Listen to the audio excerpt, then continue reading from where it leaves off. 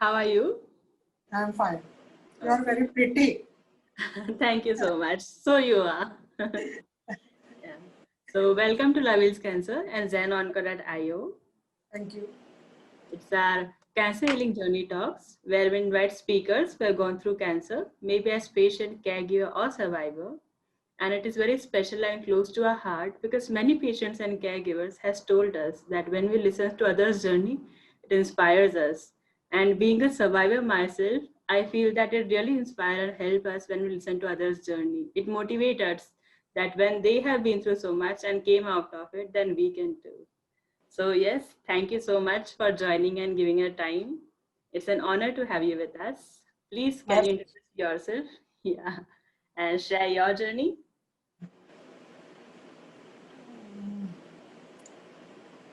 2013 में मेरी ये जर्नी स्टार्ट हुई है। Okay. मैं बहुत एक्टिव थी और ये मुझे नहीं मालूम कि लंग कैंसर मुझे कैसे हुआ, क्योंकि मेरे घर में तम्बाकू, और ये तो बहुत दूर की बात है, टैबेको मेरे यहाँ सुपारी भी नहीं होती है घर में। अच्छा। तो ऐसा कहते हैं कि लंग्स कैंसर स्मोकिंग या तंबाकू खाने वालों को इनको होती है, पर मुझे यही समझ में नहीं आया कि मुझे ये कैंसर, लंग कैंसर हुआ कैसे। एक डाउट ये जाता है कि 1982-83 में गैस ट्रेजेडी हुई थी भोपाल में, तो हो सकता है कि उसके कारण मुझे ये अफेक्ट हुआ हो। और उसमें जो गैसेस लीकेज हुआ था और उससे हम अफेक्टेड थे। मेरा बड़ा बेटा वो 1 साल का था, तो हो सकता है कि उसकी केयरिंग में, उसको संभालने में मैंने कुछ ज़्यादा इनहेल कर ली, और तब मैं जॉइंट फैमिली में थी, तो हो सकता है कि उन सारी चीज़ों को देखते हुए, और बहुत ज़्यादा मैं बहुत हेल्दी थी, बिल्कुल फिट थी, बट हो सकता है कि उसके कारण हुआ हो मुझे।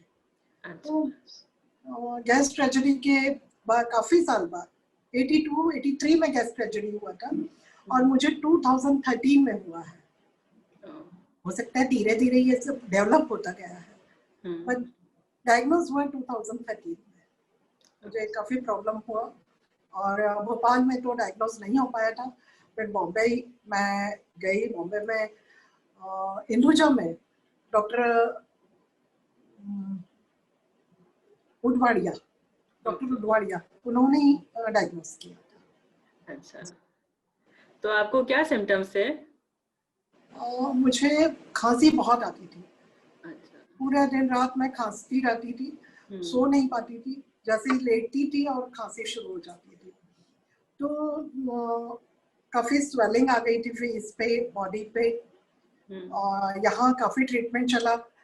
किसी ने कहा टीबी है, किसी ने कहा इन्फेक्शन हो गया है, किसी ने ब्रोंकाइटिस कहा, किसी ने कहा निमोनिया हो गया है, और वो सब मिक्सचर ट्रीटमेंट चलता रहा। 2 महीने मेरे बहुत क्रूशल गए, और मेरा बड़ा बेटा बॉम्बे ही रहता है, उसमें सरप्राइज देने के लिए मेरे पास में भोपाल आया, तो वो मुझे नहीं पहचान पाया कि मम्मी की हालत ऐसी कैसे हो गई।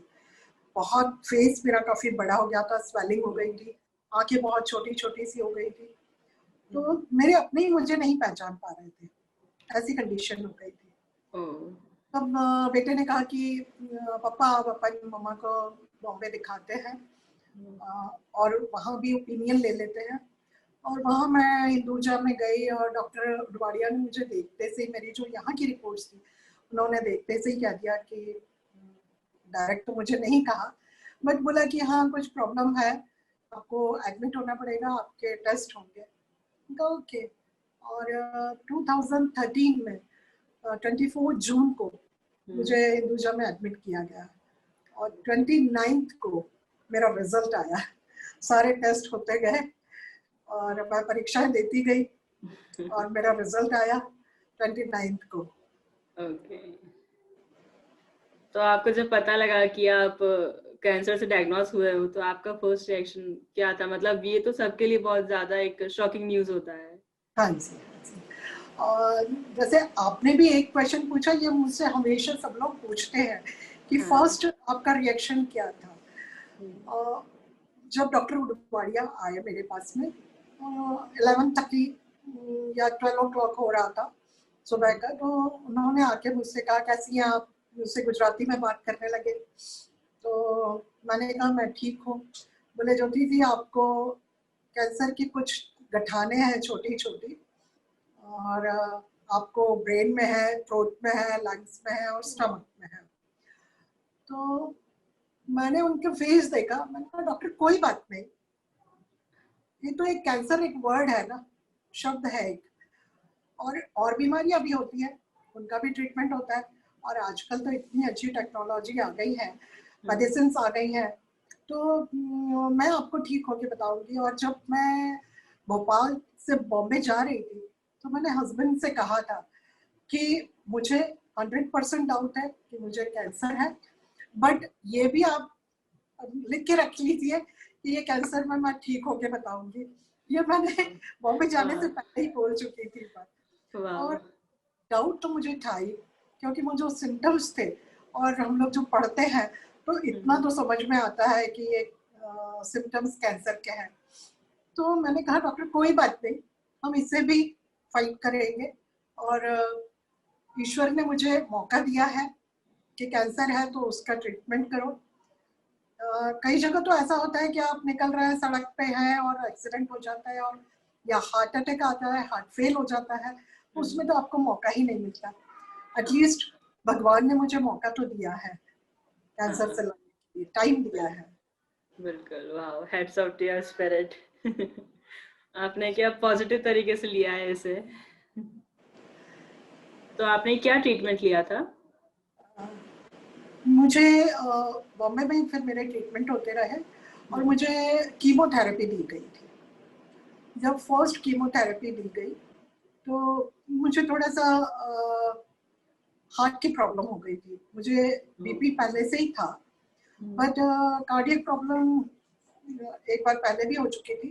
तो मुझे डाउट हुआ कि ये फिर पेन क्यों उठा है अचानक से। तो मेरा ट्रीटमेंट फिर एंजियोग्राफी हुआ, बट उसमें थैंक गॉड कुछ नहीं निकला, क्योंकि डॉक्टर ने कहा था कि यदि आपका एंजियोग्राफी में और या हार्ट में ब्लॉकेज आती है तो हमें कीमोथेरेपी रोकना पड़ेगा। तो मैं यही सोच रही थी कि अब कैंसर से लड़ते लड़ते यहाँ हार्ट की डिसीज हो गई है, तो किस तरह से इसको किया जाएगा। बट मैं खुशकिस्मत थी, और वही भगवान को मुझे टाइम देना था, तो भगवान ने मुझे टाइम दिया कि नहीं नहीं आपकी कीमो कंटिन्यू रहेगी, और हार्ट की कोई प्रॉब्लम नहीं हुई उसके बाद। अच्छा, तो आपने कितने कीमो सेशंस लिए थे? कीमो सेशन तो मेरे एवरी 21 डेज में होते थे, और 2.5 साल कंटिन्यू चले, ओह। 2.5 years कंटिन्यूस, यानी कोई ब्रेक नहीं था। उसमें मेरी हालत बहुत गिर गई थी, मैं बहुत वीक हो गई थी, और यानी कि मेरा उठना चलना फिरना भी बहुत मुश्किल हो गया था, और मैं थक गई थी कीमो करा के। मैं जितना बीमारी से नहीं थकी उतना कीमो करा के थक गई थी, क्योंकि कीमो के साइड इफेक्ट्स मुझे बहुत हुए, जैसे वोमिटिंग हुआ, या लूज मोशन हुआ, या मुंह पे छाले आ जाना। मैं खाना नहीं खा पाती थी, खाना नहीं खाता था, और वीकनेस बहुत थी, बहुत सारी चीजें, यानी कोई प्रॉब्लम ऐसी नहीं थी कि नहीं होती होगी, पूरी बॉडी में प्रॉब्लम्स ही प्रॉब्लम्स थी। तो तो भी मैंने आप अपने मतलब। डॉक्टर को कहा कि डॉक्टर साहब 2.5 साल हो गए मुझे कीमो कराते कराते, और मैं बहुत स्ट्रिक्टली अपनी डाइट फॉलो करती थी, सारा कुछ करती थी। तो मैंने कहा अब मुझे क्वालिटी ऑफ लाइफ जीनी है, क्वांटिटी नहीं चाहिए, मुझे लंबी जिंदगी नहीं चाहिए, जितना जियो खुश हंसते खेलते जियो। तो बोले ओके हम लोग कीमो बंद करते हैं, लेकिन ये आपके ऊपर रहेगा कि आप ने बंद की है, मैं एडवाइस नहीं करूँगा।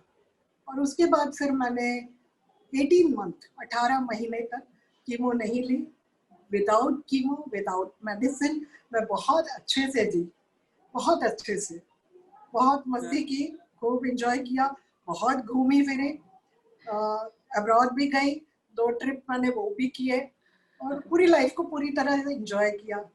बच्चों की शादी की वाह।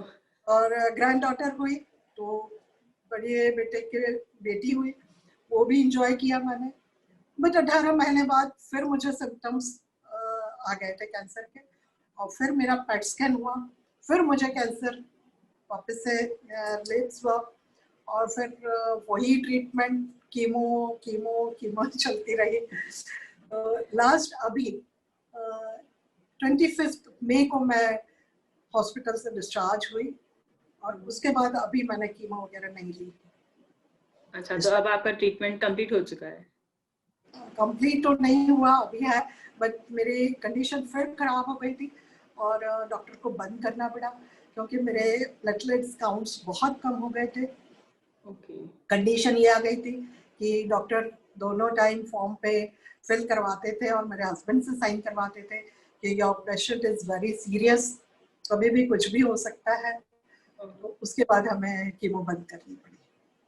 बट नाउ मैं आपके सामने हूँ, और बिल्कुल। देखिए, मैं लाइफ का हर पल जीने में विश्वास रखती हूँ, हर पल एंजॉय करने में, और अपना बचपना नहीं खोना चाहती हूँ मैं। वाह। आपकी स्माइल से आपकी पॉजिटिविटी दिख रही है कि आप थैंक यू। लाइफ को कितना खुल के जीते हैं। देखिए, सामने ऐसे एंकर यदि बैठे हो ना, इतने प्यारे और स्माइलिंग फेस वाले, तो अपने आप स्माइल आ जाती है। Thank you. तो आपका रेडियोथेरेपी और सर्जरी नहीं हुआ था ना? नहीं, मुझे कीमो का जो मेडिसिन था उसने मुझे बहुत अच्छा रिजल्ट दिया, और कीमो से मुझे काफी रिलीफ भी मिला है। बट मैं उसके साथ साथ आयुर्वेदिक और नेचुरोपैथी भी करती रही, अपने घरेलू इलाज भी करती रही। मेरे किचन में भंडार भरा है, मेरे क्या सभी के किचन में भंडार भरा रहता है आयुर्वेदिक दवाइयों का। तो उससे मैंने अपना ट्रीटमेंट और खुद ही अपना काफ़ी सारी चीज़ें मैं लेती थी, उसको एक्सपेरिमेंट करती थी कि मुझे क्या चीज़ सूट कर रहा है, क्या नहीं कर रहा है, किससे मेरी इम्यूनिटी बढ़ रही है, किससे मुझे तकलीफ हो रही है। तो ये सारी चीज़ें मैं आज भी करती हूँ, और वो रेगुलर है। ओके। तो आप अपने आयुर्वेदिक और नेचुरोपैथिक ट्रीटमेंट के बारे में और थोड़ा डिटेल में बताएंगे कि आपने क्या-क्या ट्राई किया था? हाँ जी, आयुर्वेदिक तो मैंने एक जगह गुजरात में एक जगह है हुँ। उमरगांव, वहाँ का ट्रीटमेंट लिया। बट नेचुरोपैथी में मैं अपना इलाज खुद करती थी। मैं सुबह खाली पेट हल्दी, टर्मरिक लेती थी गर्म पानी के साथ में। उसके बाद मैं एक काढ़ा बनाती थी, उसमें गिलोय, जिंजर, हुँ। लेमन, लेमन होल लेमन छिलके के ओके, साथ, ओके, हाँ, एंड कड़वा नीम और एलोवेरा, ये 5 चीज़ें मिला के मैं जूस बनाती थी।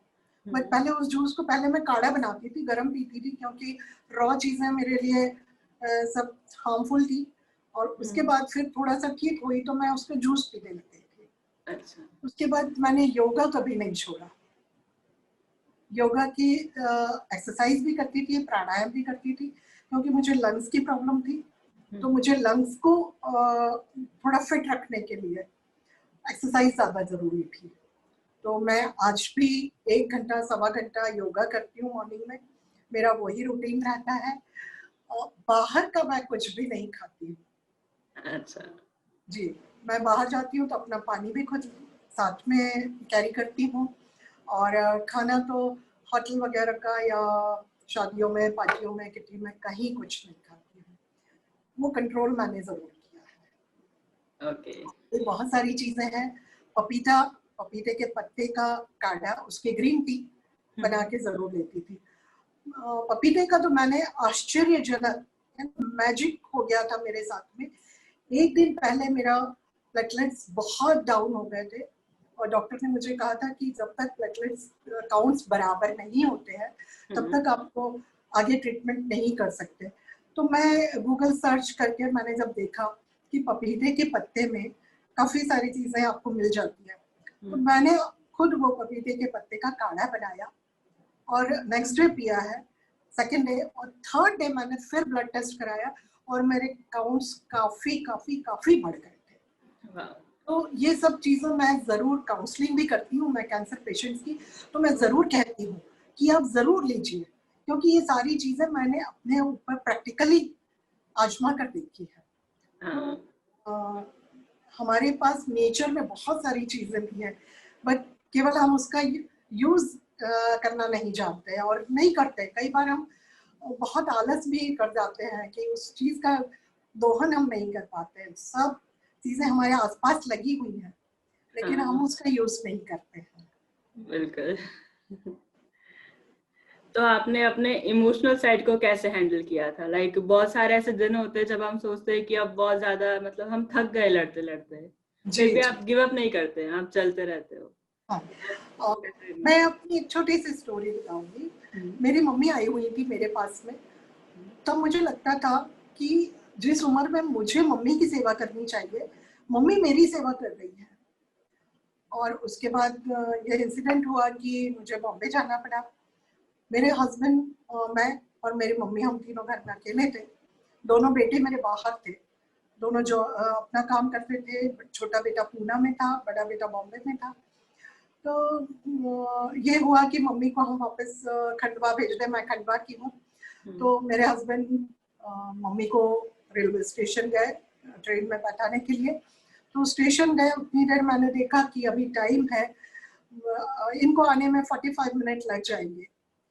तो मैं लेटी हुई थी और मुझे बेड पर से पंखा दिखाई दिया और मेरे मन में एक थॉट आया कि इतनी सारी प्रॉब्लम्स होंगी आगे जाके, सबको मैं परेशान करूंगी, तो क्यों ना मैं आज अपना जीवन का अंत कर दूं।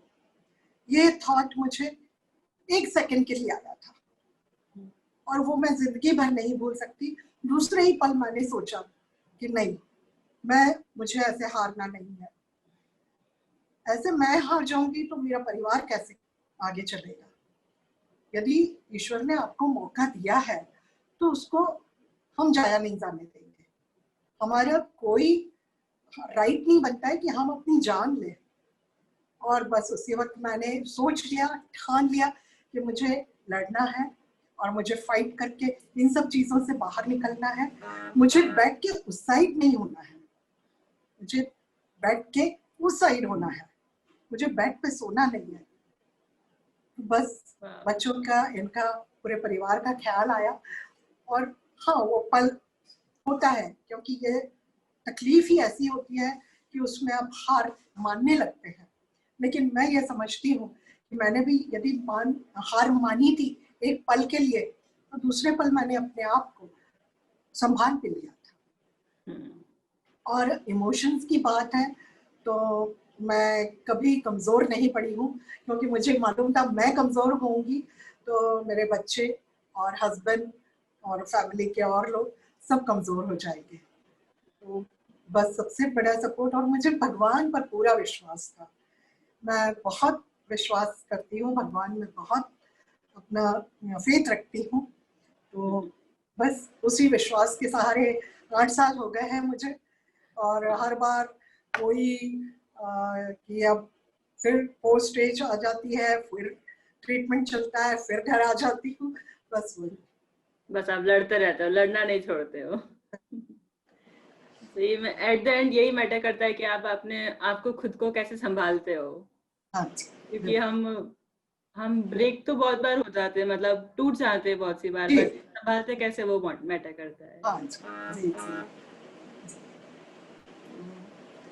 इसमें एक बात और कहना चाहूँगी कि यदि मेरी तरह जो भी सर्वाइवर्स हैं और जो पेशेंट है, वो हुँ, अपनी हिम्मत ना हारे, टूटने ना दे अपने आप को।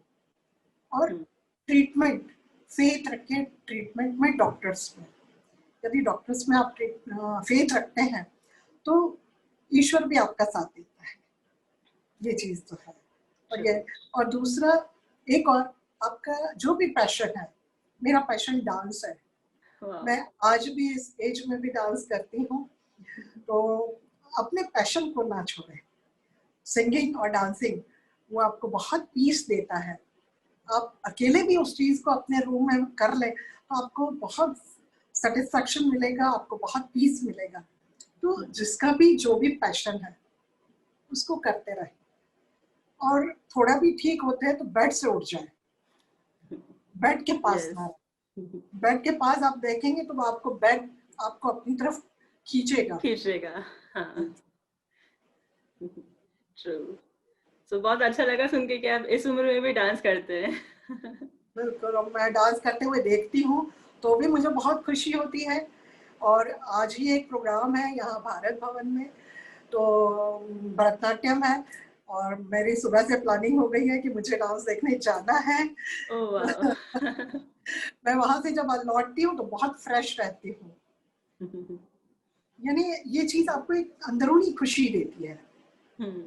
आपकी सिंगिंग है या आपके जो भी है, आपका कुकिंग भी मेरा पैशन है।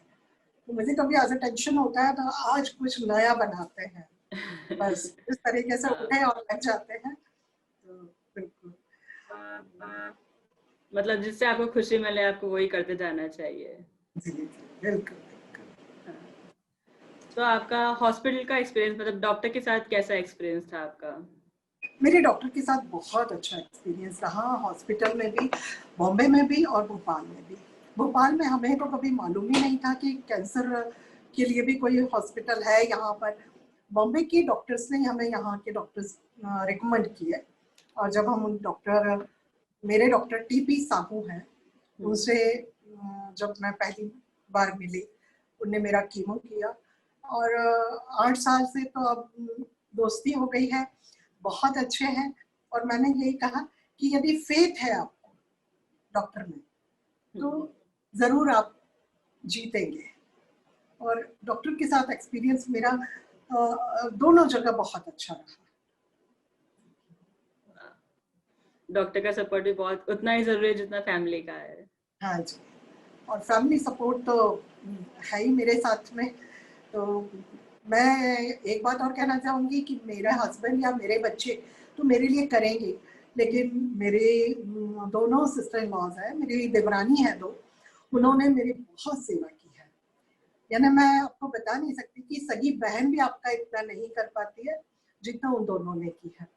तो मैं पूरी होल फैमिली, उसके लिए मैं तो थैंक गॉड को थैंक्स करती हूँ कि मुझे ऐसी फैमिली दी है। फैमिली का सपोर्ट ही है और उनका प्यार ही है जो हमें टूटने नहीं देता है और बिल्कुल। मोटिवेट करता है कि नहीं हमें इनके लिए लड़ना है ना।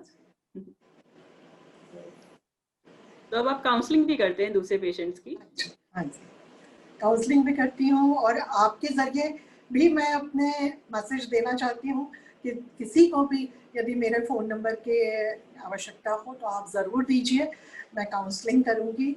और डाइट के ऊपर भी मैं बातचीत करती हूँ, और उन्हें बताती हूँ कि किस तरह का डाइट आप लीजिए जो आपको फ़ायदा होता है। क्योंकि मैं विश्वास उसी में करती हूँ कि जो आप उस चीज़ को यूज़ कर चुके हैं और वो आपको कोई हार्मफुल नहीं है, तो दूसरे को भी वो फ़ायदा करेगा। तो मैं अपने एक्सपीरियंस बताना चाहती हूँ। तो ज़रूर से आप मेरा ये मैसेज ज़रूर पहुँचाइएगा, और जिसे बिल्कुल। भी मेरा नंबर चाहिए आप ज़रूर दीजिएगा। एनी टाइम कभी भी आप कर सकते हैं मुझसे। बिल्कुल। Thank you so much. Thank और यू। आप काउंसिल लाइक कैसे करते हैं? बिकॉज कैंसर पेशेंट को ये समझाना बहुत मुश्किल होता है कि है ना वो अकेले नहीं है। तो आप उन्हें कैसे जी, विश्वास दिलाते हैं कि वो लड़ सकते हैं और वो अकेले नहीं है इस जर्नी पर?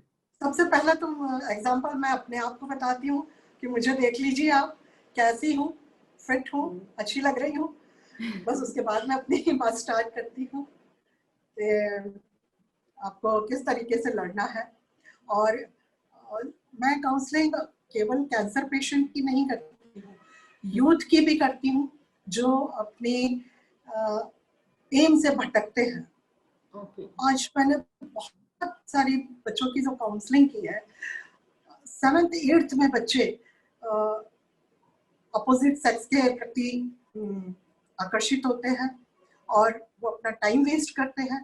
उनके लिए भी काउंसलिंग करती हूँ मैं कि बच्चों आपका ये समय अभी नहीं है, अपना समय को बर्बाद मत करो, वेस्ट मत जाने दो, और बस उस तरीके से बच्चे मेरे फ्रेंड्स बन जाते हैं और खुल के अपनी बात कहते हैं, जो अपने पेरेंट्स से नहीं कह पाते वो मुझसे कहते हैं। तो इस तरीके से मैं काउंसलिंग भी करती हूँ, तो उसमें भी मुझे ऐसा लगता है कि यदि समाज ने मुझे कुछ दिया है और मुझे समय दिया है, तो मुझे उसका 1% तो कहीं ना कहीं उसकी लौटाना है। तो यही सेवा है मेरी। वाह मतलब खुद इतना लड़के निकल के बाहर आ चुके हो और आप दूसरों को हेल्प कर रहे हो। वाह जी। वंडरफुल। और ये भी है कि हम कैंसर सर्वाइवर से जब बात करते हैं, कैंसर पेशेंट्स, तो और ज्यादा कनेक्ट कर पाते हैं, ज्यादा विश्वास करते हैं कि ठीक है वो जी निकल चुके हैं तो हम भी जी निकल जी। सकते हैं।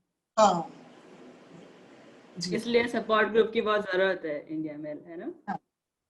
और कई बार पेशेंट जैसे मेरे पास आ नहीं सकते हैं, मेरे घर नहीं आ सकते, तो मैं वहाँ भी चली जाती हूँ, उनके घर पहुँच जाती हूँ कि भाई आप अपना एड्रेस बताओ। आप ये सोचोगे बोलती बहुत है ये, बट बोलूँगी तो शायद आपके फ़ायदे के लिए ही बोलूँगी, बस यहाँ से मेरी बात स्टार्ट होती है। वाह सही है। तो आपकी फैमिली ने ये कैसे लिया था? मतलब आपने तो एक्सेप्ट कर लिया था, आप बता रहे हैं, फैमिली के लिए बहुत डिफिकल्ट पार्ट होता है ये, तो उन्होंने कैसे लिया बहुत था? अच्छा। सबसे पहले तो हस्बैंड की बात करूँगी कि हस्बैंड ज़रूर मेरे सामने स्ट्रॉन्ग होते थे, बट वो जब भी मेरे रूम से बाहर गए हॉस्पिटल में या घर पे, तो उनकी आंखें मुझे जवाब दे देती थी जब वो रूम में आते थे कि ये रो कर आए हैं। मेरे बच्चे आकर मुझसे कहते थे नहीं नहीं मम्मा मैं बहुत स्ट्रांग हूँ देखो, और वो बात करते करते फफक पड़ते थे। तो मैं कहती थी बच्चों को बेटा आप लोग इतना टूट जाओगे या आप कमजोर होगे तो पापा को कौन संभालेगा, और मुझे कुछ नहीं होगा, तुम लोगों ने इतनी सेवा की है मेरी, तो मुझे कुछ नहीं होगा। और मेरे हस्बैंड मुझसे ज्यादा बीमार लगने लगे थे, ऐसी हालत हो गई थी। तो बहुत ज्यादा चिंता करना, वो भी एक हम लोगों के लिए, सबके लिए टेंशन हो गया था कि मेरे फैमिली वाले, मेरे बच्चे, मेरे हस्बैंड बहुत ज्यादा चिंता करते थे और उन्हें संभालना मेरे लिए मुश्किल हो गया था। मैं अपने आप को तो संभाल चुकी थी, बट उन लोगों को संभालना मेरे लिए मुश्किल हो गया था थोड़ा। उसके बाद तो सभी थोड़ा स्ट्रांग हो गए। मेरे हस्बैंड ने मेरे ऊपर कैंसर विद कैंसर बुक भी लिखी है, 2 वर्जन आए हैं, हिंदी में है उसका कैंसर मेरा कैंसर। कैंसर उनकी राशि भी है ओह और मेरा मर्ज है, और एक है कैंसर विद कैंसर, इंग्लिश में है।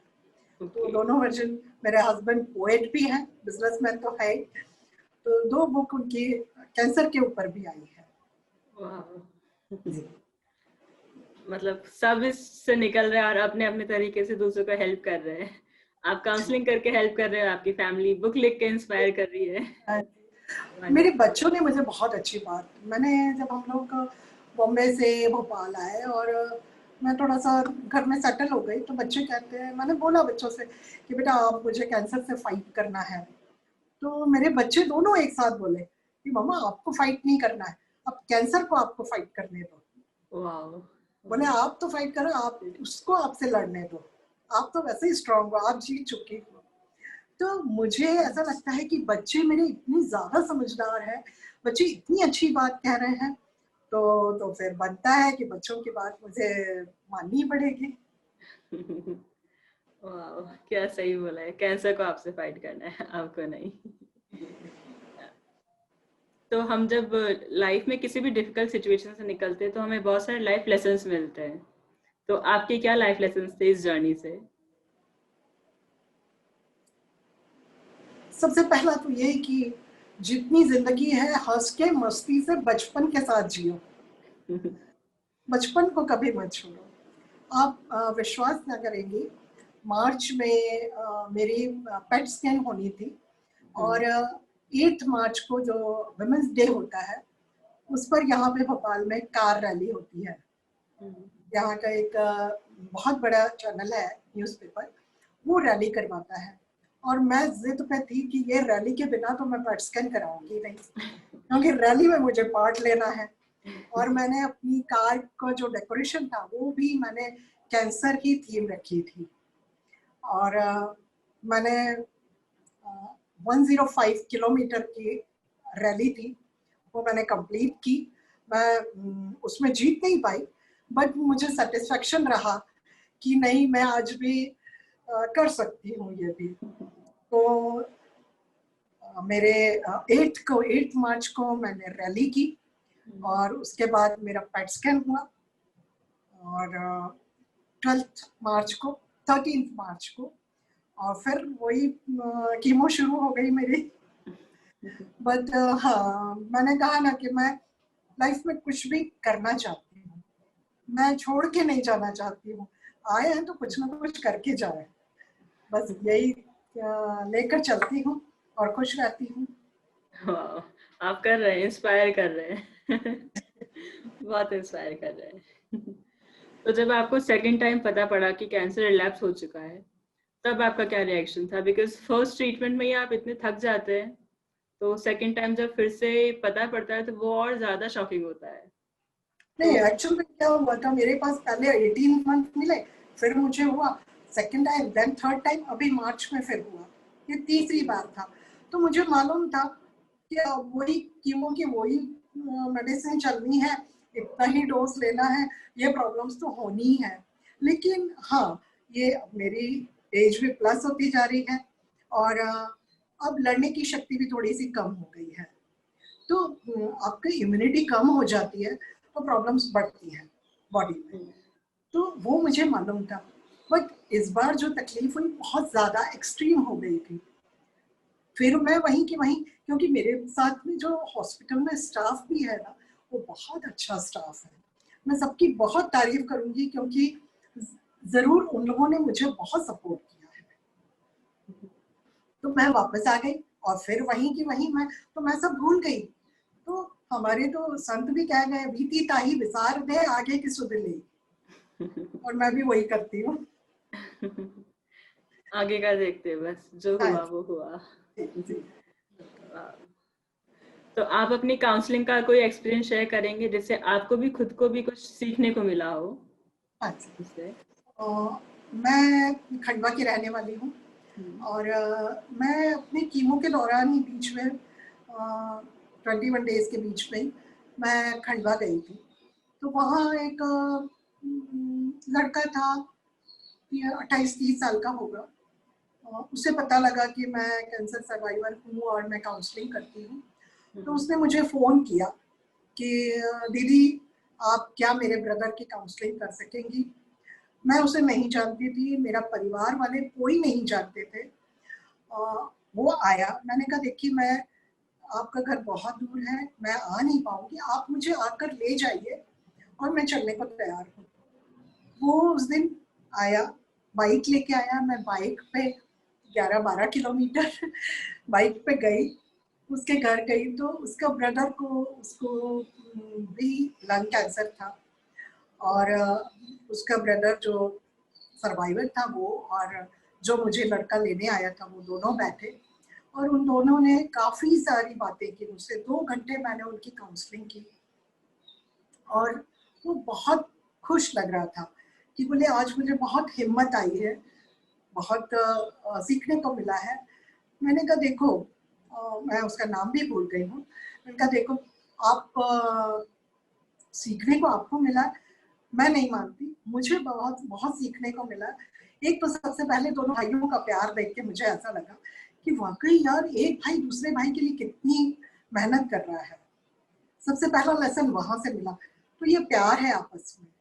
दूसरा, कि वो लड़का जो कैंसर पेशेंट था, वो ऐसी हालत में भी बैठ के मुझसे बात कर रहा था। उसे पेन बहुत था, काफी तकलीफ थी उसको।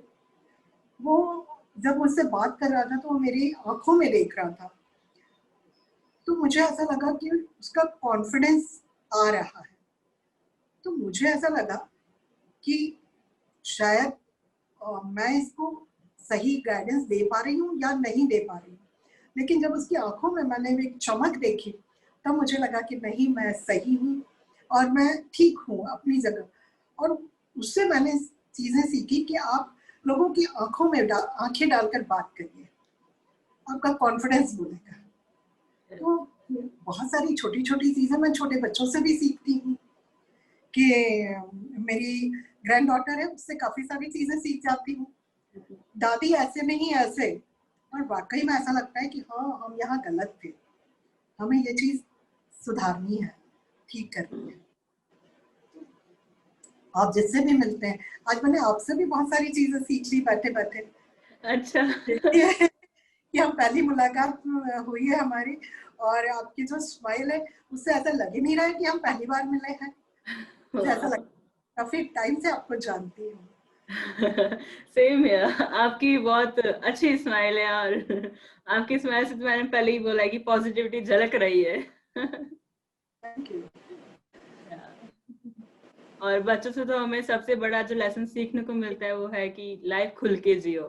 बिल्कुल बिल्कुल। मतलब हम बड़े लोग, मतलब ऐसा होता है कि हम खुश रहने के रीजंस ढूंढते हैं कि अच्छा हमारे पास ये रीजन है इसलिए हम खुश हैं, पर बिना रीजन के खुश रहना हम बच्चों से सीखते हैं। जी जी बिल्कुल बिल्कुल। और मैं तो कहती हूँ कि आप हमेशा खुश रहो, मस्ती में रहो।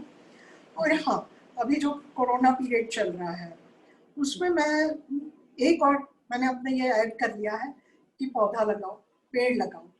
मेरे हस्बैंड बहुत काम करते हैं इसके ऊपर, स्कूलों में जाते हैं, जामुन खिलाते हैं बच्चों को, जामुन की गुठली वापस उनसे पौधा बनवाते हैं, और वो पौधे 3-4 महीने में जब थोड़ा ग्रो हो जाता है वो वापस उनसे ले आते हैं, और फिर वो हम लोगों में बांटते हैं, और उन बच्चों को first second third prize, consolation prize देते हैं कि आपने ग्रो किया। तो बच्चे उससे क्या होता है, पौधा लगाना सीखते हैं, उसकी केयर करना सीखते हैं, और उसके बदले उनको गिफ्ट मिलता है, प्राइज मिलता है, फर्स्ट सेकंड थर्ड प्राइज मिला, कंसोलेशन मिला, तो एक बच्चों को अप्रिसिएशन भी मिलता है। तो मैंने अब अपना एक मंत्र और बना लिया है कि खुश रहो, मस्ती से रहो, पौधे लगाते रहो, तो ऑक्सीजन मिलेगी हमें, नहीं आज से 10 साल बाद, जिसको भी। हाँ, करेक्ट। तो कैंसर के साथ बहुत सारे स्टिग्मास अटैच होते हैं, मतलब आजकल सोसाइटी में इतना कोई बात नहीं करता है कैंसर को लेके, हाँ जी। और सब ये मानते हैं कि ठीक है cancer is a death sentence. तो क्या आपने कुछ ऐसा फेस किया है? मैं जिस लड़के की बात कर रही थी, उसी लड़के का 6 मंथ, आफ्टर 6 मंथ मैं जब मिली थी उसके 6 महीने बाद उसकी डेथ हो गई थी। तो तब ऐसा लगता है कि बहुत सारी चीजें शायद हम ना कर पाए हों, या ट्रीटमेंट में कहीं मिस्टेक हुई हो, या कई बार फाइनेंशियली भी लोगों को जो सहूलियतें मिलनी चाहिए वो नहीं मिल पाती हैं। तो ऐसा लगता है कि उसके लिए भी काम करना चाहिए। और आजकल जो कैंसर का ये बीमारी है बहुत ज्यादा बढ़ गई है। जिस तरह पहले 10 में से 100 में से 10 लोग होते थे, आजकल 100 में से आपको 80% कैंसर पेशेंट मिल जाएंगे आपके इर्द गिर्द। तो कहीं ना कहीं हमारी भी ये गलत खान पान है या गलत रहन सहन है, उस चीज को भी हमको कहीं ना कहीं सुधारना होगा।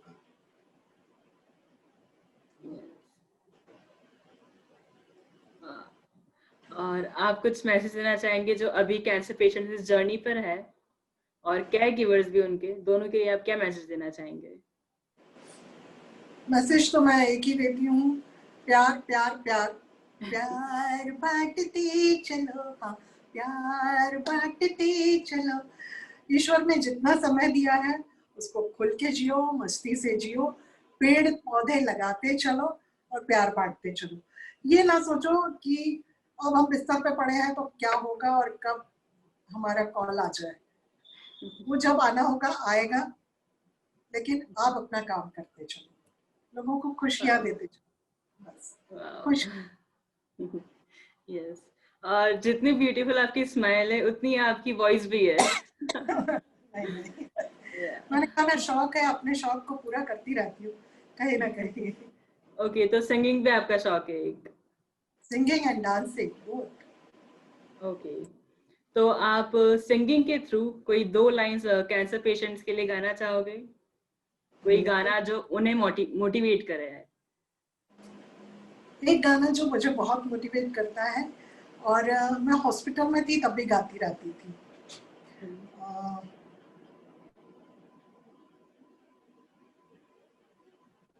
कोमल है, कमजोर नहीं तो शक्ति का नाम ही नारी है, जग को जीवन देने वाली मौत भी तुझसे हारी है। कोमल है, कमजोर नहीं तू। Thank you so much. बहुत बहुत अच्छी आवाज है आपकी। बहुत अच्छा लगा आपसे बात करके, आपकी जर्नी जान के बहुत इंस्पायरिंग है। मेरे लिए बहुत इंस्पायरिंग कि 1 बार नहीं, 2 बार नहीं, 3 बार लड़कर आप आज मेरे सामने बैठे और अपनी जर्नी शेयर कर रहे हैं, इंस्पायर कर रहे हैं। एक और चीज अपने जो कैंसर सर्वाइवर्स हैं उन्हें कहना चाहूंगी कि वो अपने मर्ज को, अपने रोग को छुपाए नहीं, लोगों के साथ शेयर करें। आप शेयर करेंगे तो आपको और भी चीजें जानने को मिलेगी। हाँ, हम यदि छुपा के बैठेंगे कि हमें ये बीमारी है और हम किसी से शेयर नहीं करेंगे तो आपको जानकारी इतनी नहीं मिल पाएगी जितनी आपको मिलनी चाहिए। yes. इसलिए मैं कहती हूँ कि आप हर चीज शेयर करिए। मेरे साथ बहुत सारी चीजें हुई हैं। डॉक्टर ने, मैं जब मुझे एक पॉट लगा था, इसके लिए कीमो पॉट लगा था, उसके लिए मुझे बहुत प्रॉब्लम हो गया था और वो नहीं चल पाया था और 1-1.5 साल तक वो यही रहा।